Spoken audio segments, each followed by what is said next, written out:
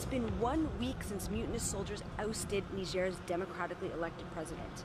A man who goes by the name of General Omar Chani says that he is now in control of the country. Chani is head of the Presidential Guard, and 1 week ago, members of the Guard detained President Mohamed Bazoum, surrounded him in his house in the capital, and have still not released him. Bazoum, however, has yet to resign. There is immense international and regional pressure to release Bazoum and reinstate him. Several days ago, the West African regional bloc known as ECOWAS said that they were putting intense sanctions on Niger and threatened to use force if Bazoum was not reinstated within 1 week's time, which would bring us to August 6th.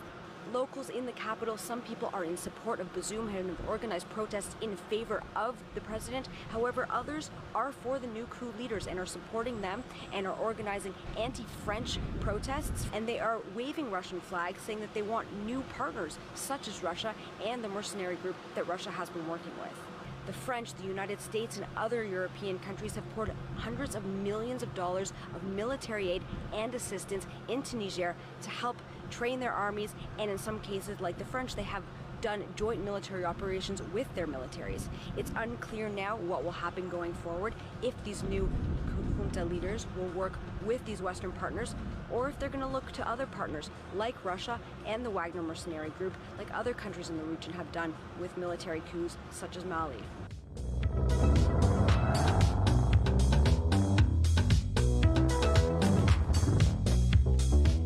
When the rabbit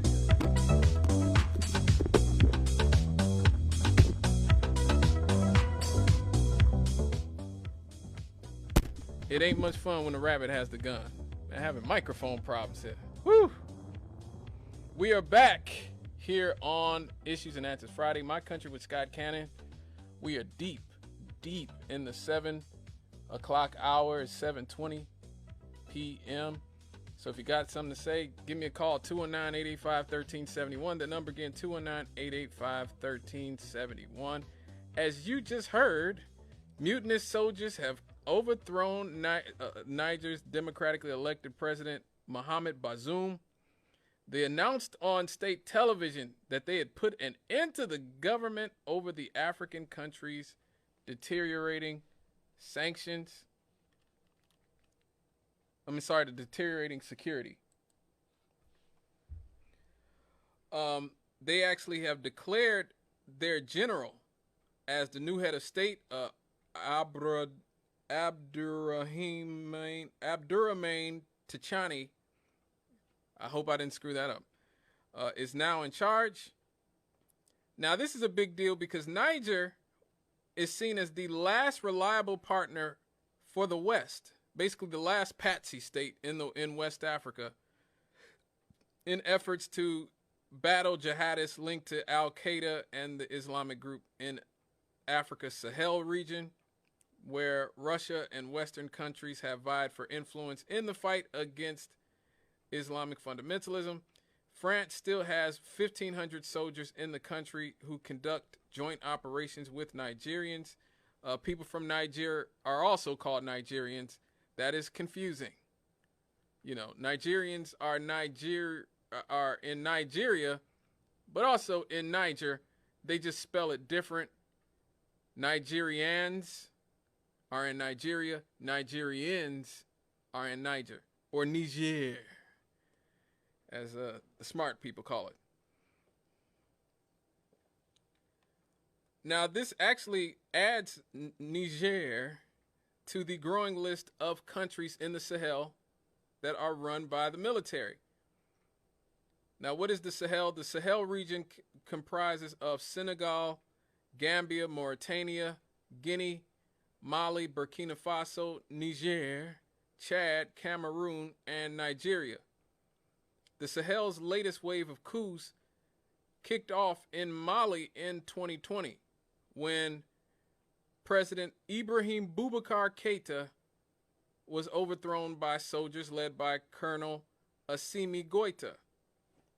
The military was supposed to hand power back to civilian rule within 18 months. However, 7 months into the transitional period, the military removed the interim president and prime minister they had appointed and swore in Goïta as president of the transitional government. Burkina Faso experienced its second coup in 2022, with soldiers ousting Lieutenant Colonel Paul Henry Sandaogo Damiba about 8 months after he helped overthrow the Democratic elected President Marc Kabore early in that year. Captain Ibrahim Traore, that's a name that you need to keep an eye on. You know, put a pin in that name. Ibrahim Traore was named as the transitional president, while a National Assembly that included army officers, civil society organizations, and traditional and religious leaders appointed a new charter for the West African country.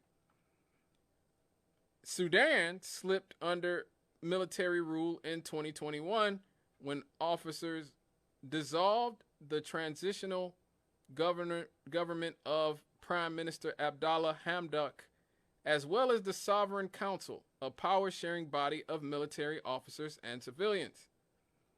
This actually took place weeks before the military was to hand the leadership of the council to civilians, and nearly 2 years after soldiers overthrew the longtime autocrat Omar al-Bashir amid deadly protests.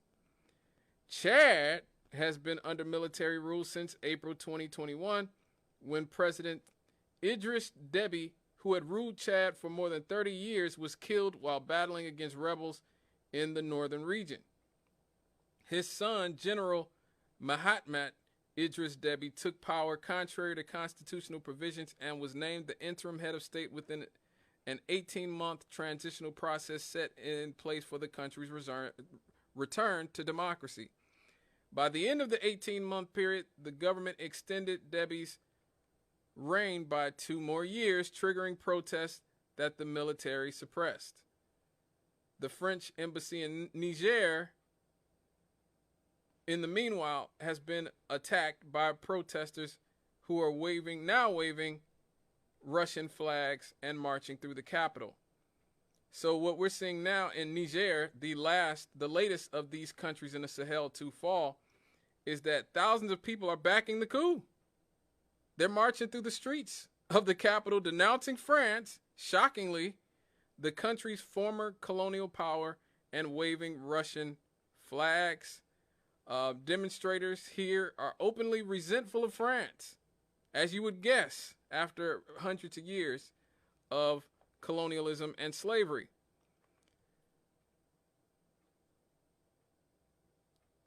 Now, because of this, Niger is facing sanctions from neighboring nations that are, still in bed with the West, the United States and France and other Western countries. Those West African countries are called ECOWAS. ECOWAS is the West African regional body. Now, they have announced travel and economic sanctions against Niger over the coup and said that it would use force if the coup leaders don't reinstate Bazoum. They gave them 1 week from his removal, and the Nigerians have not done it. So now ECOWAS is contemplating what type of force they should use. Now, the military junta from Niger are actually threatening military force themselves.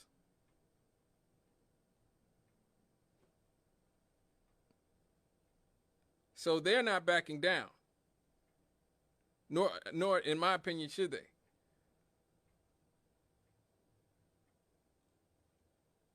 So what we have here is sort of a stalemate where, Niger was the last of these states propped up by the West in the Sahel region of West Africa, propped up by France and the United States on supposedly to fight the war on terror, but really about upholding Western imperialism on the African continent. That's really what it's about. That's really what it's about. ECOWAS and the African Union are at odds at what type of approach to take. You know, the African Union is saying, hey, we oppose any military action, whereas ECOWAS, being spurred on by the United States and France and other Western interests, are thinking about going in there and trying to reinstate their puppet.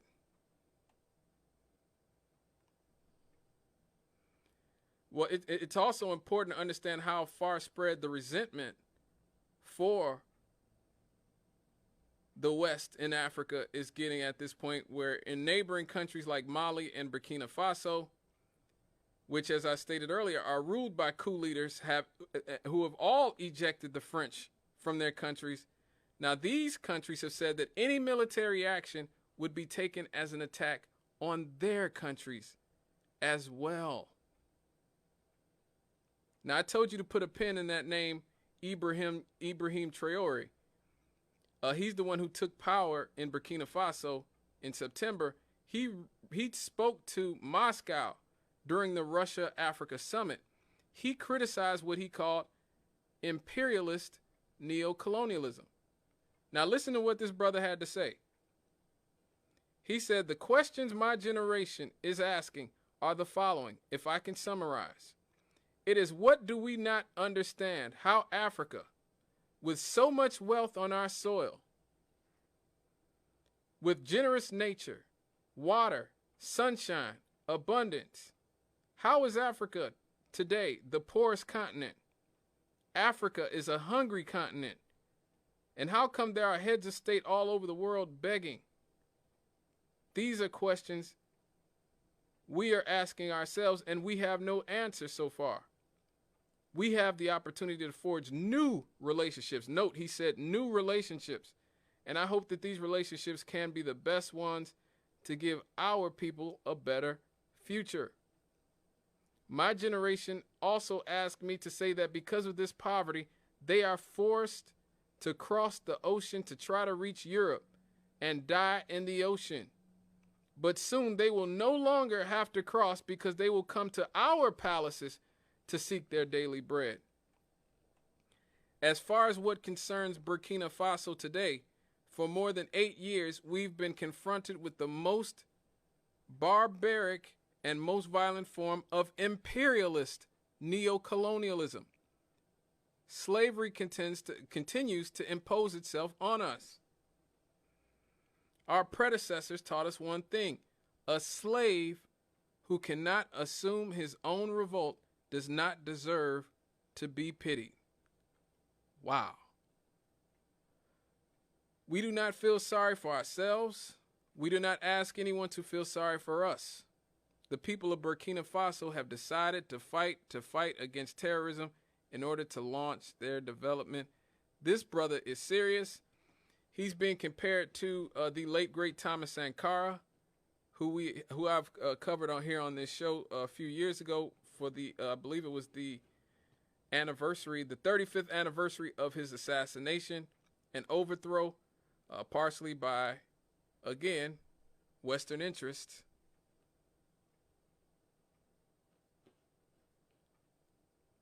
So things are falling apart for us in West Africa, or should I say the United States government in West Africa. And particularly the French as well. In response to this, the U.S. has appointed a new ambassador to Niger in Kathleen Fitzgibbon, who is the deputy chief of mission of the U.S. Embassy in Nigeria, one of the ECOWAS countries that are trying to reinstate the puppet in Niger. Before that, she served as the first division chief of West and Southern Africa, and then the director of the Office of Africa Analysis in the Bureau of Intelligence and Research within the State Department. So she's an establishment terrier through and through.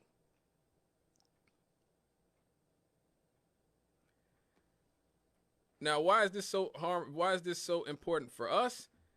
The U.S. has interests to safeguard in Niger, such as a drone base near Agadez and the deployment of over 1,100 troops in that Sahel region. So again, this is a part of our military-industrial complex. I talk about this on a weekly basis. The military-industrial complex.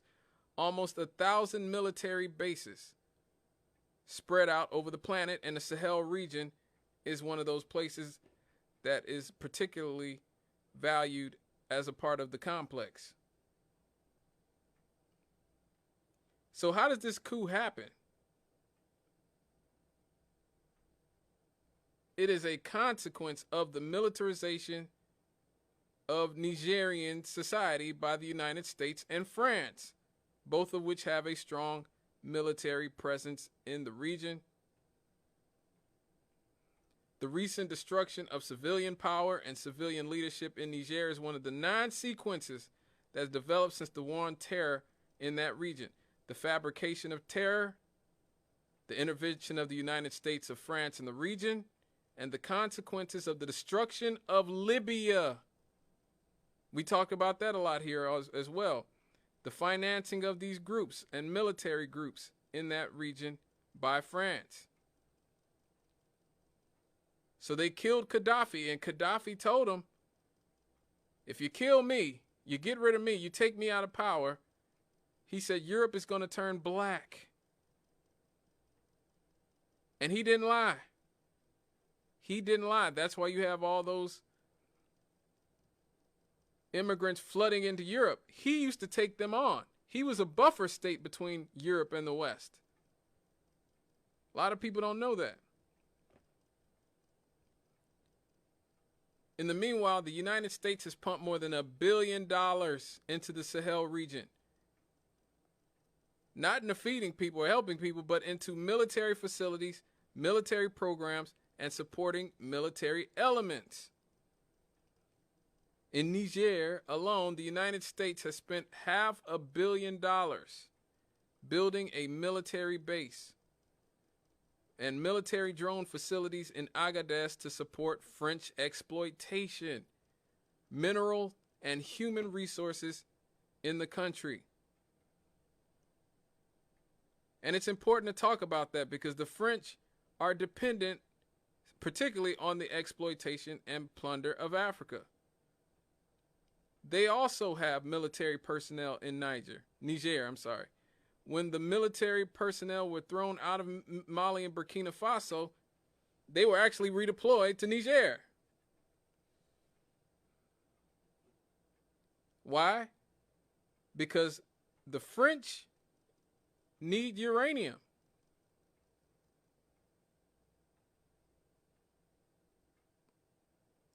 They need uranium. Their country basically runs on the power they get from uranium in mines in Niger. But not only has the French exploited the uranium resources in Niger, they also closed mines and left radioactive material that is killing people in Niger. So now the public in West Africa are calling for the end of the CFA franc and the domination of the economies of West Africa by the French. I believe it's 14 countries in Africa that are to this day being taxed and exploited by the French.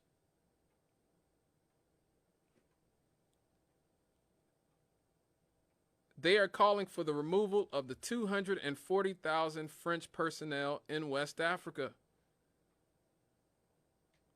Wow, look at God. France is actually opposed to any plans of reconstruction in the country.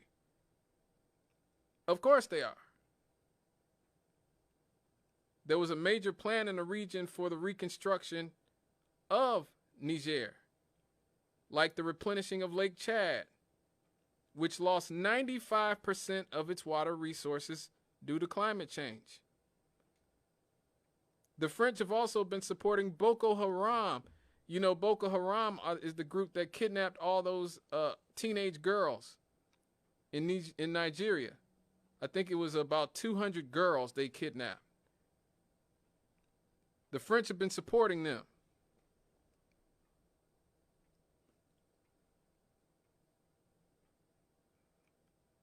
And not only this, the African people now are calling for an African currency.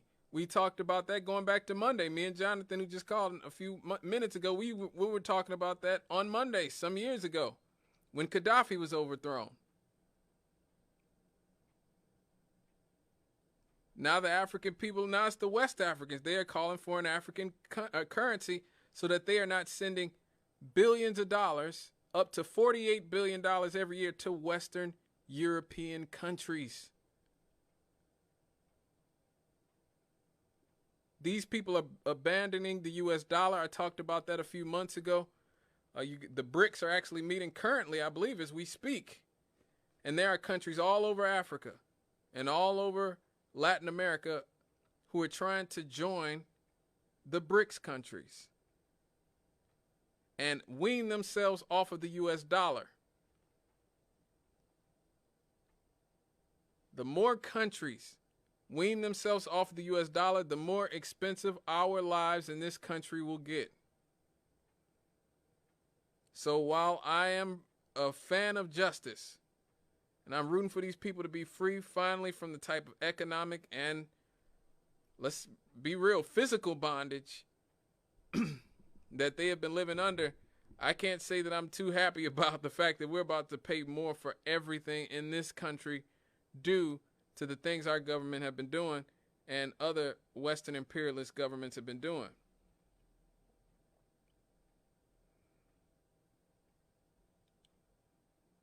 And that is why the United States, France, the European Union have been against Africa uniting. This is why they killed and overthrew Gaddafi. Because this is what Gaddafi was trying to do. He was trying to bring about an African-based currency backed by the gold dinar.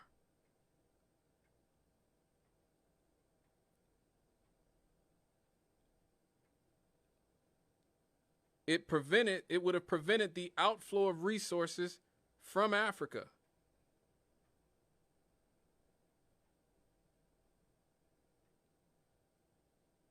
This is also why they're turning China into the boogeyman that they're creating it to be. This is why they're intensifying the militarism in Africa. And it's having horrific consequences. Sanctions and power cuts imposed on Niger, a country that is already one of the poorest in the world. It has hampered the delivery of humanitarian aid to over 4 million people, according to the United Nations. 4 million people. So it will be the people who suffer. As it always is, just like in Ukraine or anywhere else. It is the people who suffer. I always feel bad for the people. The people in power, you know, they make their bed, they can live in it. But the average person who's just trying to live day to day, that's who the real victim is. And that's why I always say on this show, it's important to remember who the real enemy is, who the real people to blame are. It's not your neighbor. It's not, random people in your community or just average people who have the wrong political opinions or the wrong social ideology. It is always the people in power who wage these wars and the people, the working classes, who suffer, unfortunately.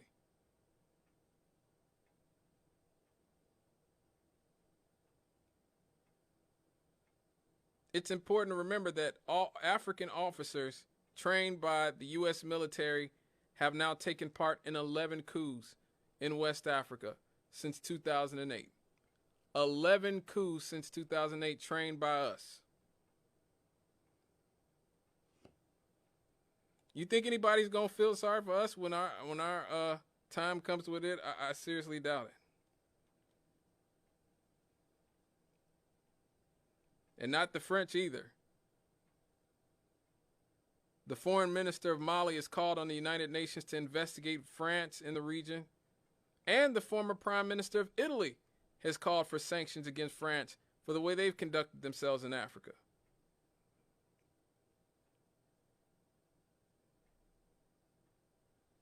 It's about time. It is about time.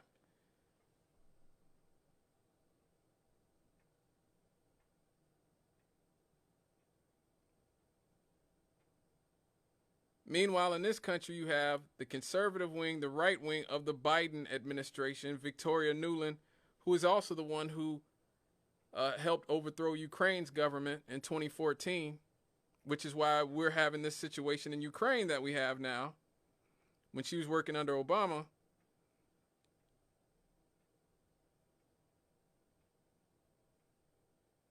she is actually flying between Nigeria, Niger, and South Africa, carrying out these U.S. policies that are causing all of this.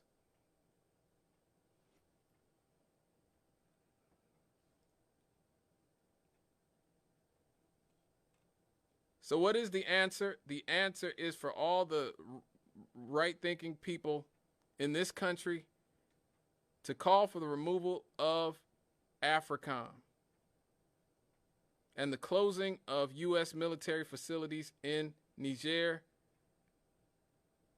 Support the people in removing the French from Niger, just like Burkina Faso and Mali. Call out these politicians who claim to be progressives like AOC and Ilhan Omar and all these other people. Call your Congress people here in Northwest Indiana, Frank Mervan and them. Raise your voice against the military and militarization of West Africa by the United States military.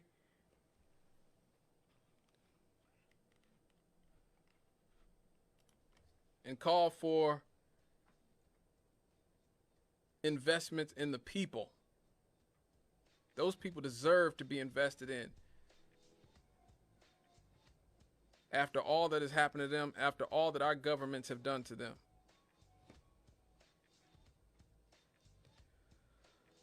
Well, all right, folks. I'm bringing up my last break here. It's a little bit after 1:45. Oh, this 7:46 here on a beautiful Friday, August the 18th, 2023.